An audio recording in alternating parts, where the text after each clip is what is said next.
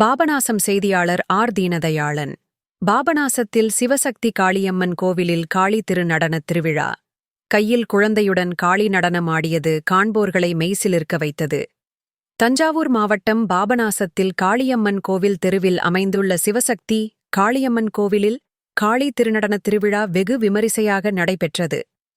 சிவசக்தி காளியம்மனுக்கு சிறப்பு அபிஷேகம், தீபாராதனைகள் நடைபெற்று, அதனைத் தொடர்ந்து காளியம்மன் புறப்பாடு முக்கிய வீதிகள் வழியாக சென்று திருநடனம் ஆடி ஆலயத்தை வந்தடைந்தது. மேலும் கையில் குழந்தையுடன் காளி நடனம் ஆடியது காண்போர்களை மெய்சிலிர்க்க வைத்தது. இதில் திரளான பக்தர்கள் கலந்து கொண்டு சாமி தரிசனம் செய்தனர்.